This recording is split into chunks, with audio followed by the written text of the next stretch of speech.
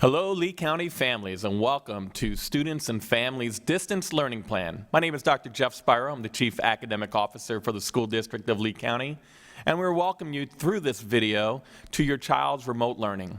So first, we want to say everything's going to be okay, your child's going to do well, and we appreciate everything you as a parent are doing at home with your child. The purpose of this video is to provide for you a step-by-step instructional tools so you can see exactly what you're supposed to do as a parent with your child at home.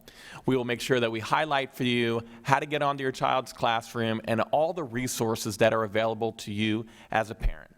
So as we're telling everybody, let's just breathe because we're doing this together.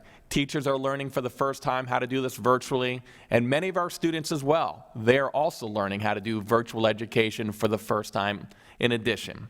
And we continue to focus on the whole child because our teachers right now are preparing for your child to start their classes on Monday, March 30th. So I just want to say thank you so much, and if you have any questions as you go through this process, we have an email address specifically for our parents. It's help.parents@leeschools.net. And remember, we are in this together, so ask any question that's on your mind because we are here to support you so that your child can be successful in the classroom. And now I'm going to turn this over to our Director of Curriculum and Instruction for Secondary, and this is Miss Candace Aliveto. Candace? Hello parents, thank you for taking this time to be with us virtually. What we'd like to share with you is the webpage that we've set up to hopefully answer a lot of the questions that you have on how can you help your students be proactive and engaged while we're on virtual learning. So on our leeschools.net website, we have a page dedicated to distance learning for students and families. What we'd like to point out to you here are a couple of high-level pieces. So the first box you're going to notice talks about computer and internet access. Hopefully you've been receiving our school messengers and communication from your schools on how you can get a Chromebook to support the education of your students. If not, there's going to be some great information over here in our Students and Families I Can checklist if you're still needing a device. In the distance learning format, some of the pieces that will be happening is we are going to be providing paper-based materials primarily for our elementary students at our grab-and-go sites. That's where those hard copies can be picked up. This is to be utilized while we're trying to get our students on their Chromebook devices.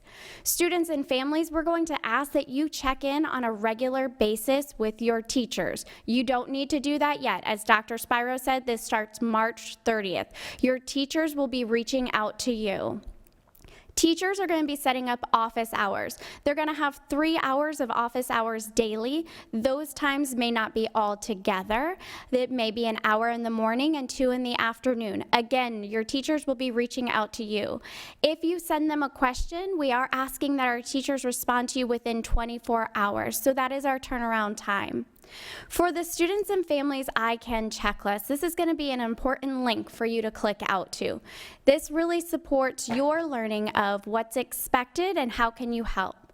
If you need more information on where the grab-and-go sites are, you're going to click here.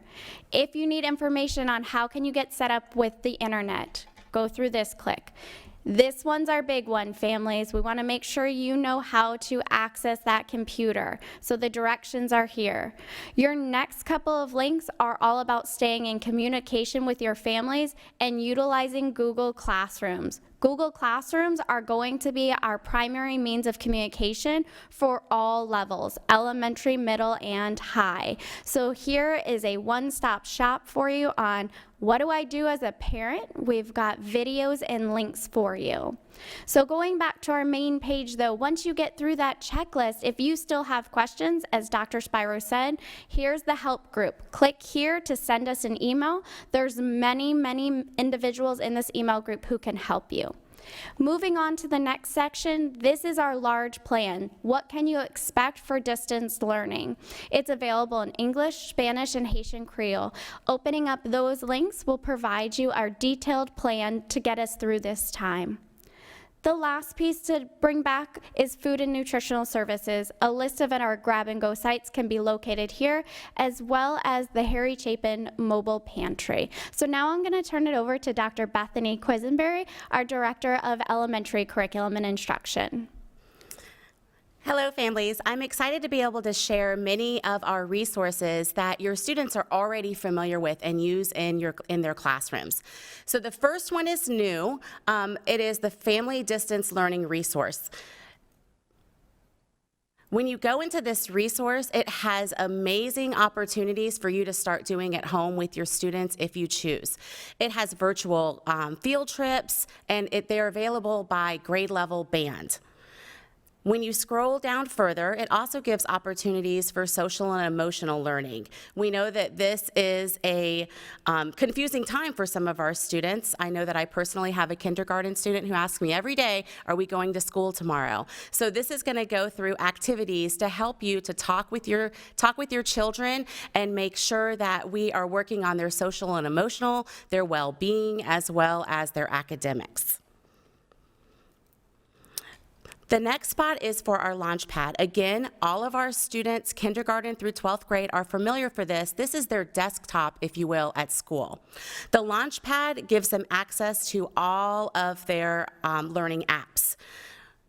It has directions here for how to access it, and it also has directions for how to locate the username and password. If you find that you are unable to locate your child's username and password, please contact their teacher or contact their school, or you can also utilize that help email request, and we will get that information to you.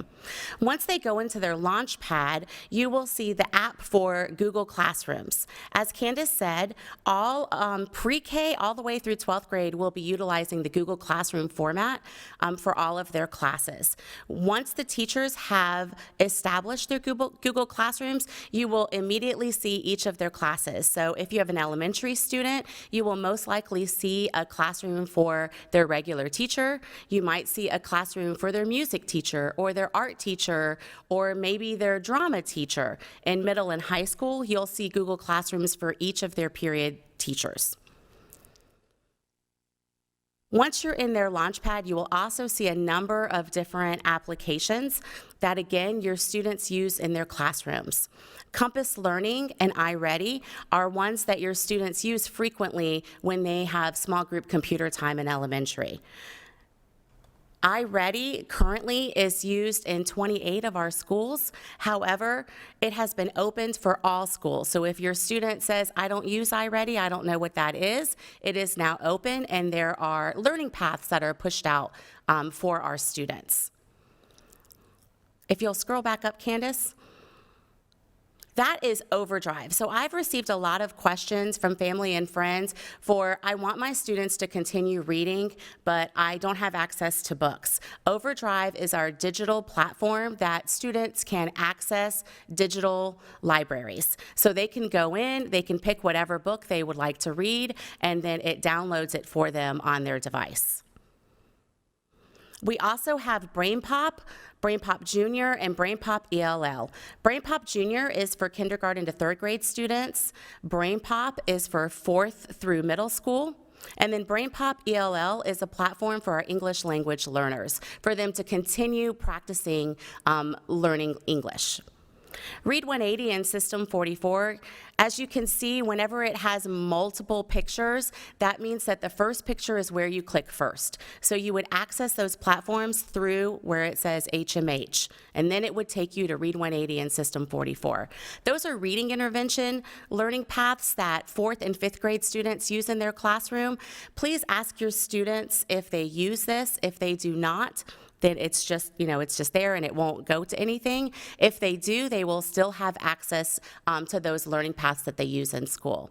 There is also Fast Math that is available through that HMH app. McGraw-Hill Connect HD and Davis Digital and Pearson are all also different applications that are going to take you to assignments if the teacher has assigned them. So if you go into one of those platforms and it says no assignments are there, that's okay. Just wait, and the teacher could possibly utilize that application in their Google Classroom. Renaissance is where everyone is pretty familiar with accelerated reading. We are excited that accelerated reading has been opened at home. So as they use the Overdrive or books that they have at home to read, they are still able to take those AR tests, if you choose, to be able to help them to keep up with their schedule and the normalcy of what they do in the classroom. Think Central and Imagine Learning are also different platforms that some of our students utilize in their classrooms. If you go into that and there are no assignments there, that's okay. Again, just wait and see if the teacher assigns it through their Google Classrooms. Now I'm going to turn it over to Lori Houchin, our Director for Secondary, and she's going to go through some of our secondary resources. Hi, and welcome. So much like Bethany talked about, a lot of the secondary resources fall into one of two categories. They could be additional supplemental resources that students can use, or they could be part of their daily learning activities that they're very familiar with their teachers. So Compass Learning is a nice resource in that as our students take their STAR assessment, it pushes out a learning path based on those results. So it's a lot of enrichment activities that students can use for both ELA, reading, and math. And iReady is new for most of our middle school students, and our teachers and our staff are working to create learning paths for grades 6 through 8 for reading and math, and it has a lot of great instruction, a lot of great practice activities that are standards-based. Overdrive, Dr. Quisenberry explained, this is just kind of like an online library resource where students can check out books and continue with their independent reading. Brain Pop was explained by Dr. Quisenberry, but those are a lot of different activities that you could find STEM, ELA, a lot of different fun activities that are engaging for our students. HMH Central, that houses 3 reading programs that our students are using. And you may see the teachers push out paths, and they'll go in through HMH Central and then go to the reading program that they're currently using for their assignments. And Language Live is also a reading program that we use to help with our students, and they will also see a learning path pushed out by their teachers. McGraw-Hill, Connect Ed, Alex. So Alex is like an additional supplemental resource, and McGraw-Hill is where they'll access their textbook, as well as Algebra Nation also creates learning paths for students that are on that track. Pearson is our science textbook, and so you will see teachers utilizing that and pushing out assignments from Pearson. Renaissance also has opportunities for AR, and also has English in a Flash for our English language learners to assist with building language skills. HRW is where we have not only our language arts curriculum, but it has also some of our math curriculum, Spanish, environmental science, that company. We have a lot of different applications and platforms with them. And HMH Ed has like civics, biology, physics, U.S. history, and again, your child is very familiar with these platforms as they've been utilizing them all year long in their Chromebooks to fulfill assignment requirements.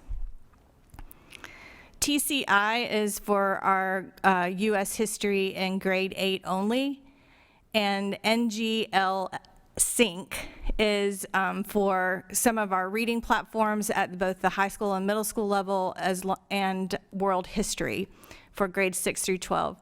USA Test Prep is a platform that we've been using for our formatives, but there's also a green dot challenge that students can take on, and it kind of pushes them through at their own pace, and they're working towards their green dot. So the better that they do, the brighter that green dot gets, and our students are finding that very challenging. And last, we have Edgenuity, and this is for credit retrieval. So if your child is in the situation where they're trying to retrieve credit, they will continue to access those assignments so that we are having them graduate on time. So they will continue to utilize that. At the bottom, we also have resources from our state. So we have CPOMS that has some teacher toolkits. We have like information on food services, a lot of different applications that you can go on for additional support. High school, there's ACT, SAT information. So it's just a plethora of resources that our students may be choosing to look through for additional support. We also want to encourage you for you to understand that we are asking our teachers to provide a lot of flexibility in our students' day. As we know, some families are sharing computers, and so although they will have a certain amount of time to complete an assignment, when this begins on March 30th, there will be flexibility, so they don't have to complete it like everything in a day, for example. So your teachers will be providing more information for that. And if you are needing extra support, we're asking that your students and you contact their teacher first, and then if the teacher is not able to answer, the teacher will look to the school. And if the school is not able to answer, they will look to the district, but we will make sure that all questions are answered. I'm going to turn it back over to Dr. Spiro to finish up. Thank you very much, team. And so parents, that's a lot of information for us to share with you. And if you're at home and you still have not received your child's Chromebook, please make sure you contact your school, make arrangements with your child's principal so that your Chromebook can be picked up. And as a reminder, as you're going through all of this information, if you need help, we are here for you. And that's help.parents@leeschools.net. Parents, remember, this begins on Monday, March 30th, and that's when the virtual education begins. We are with you. Have a great day. Thank you, parents.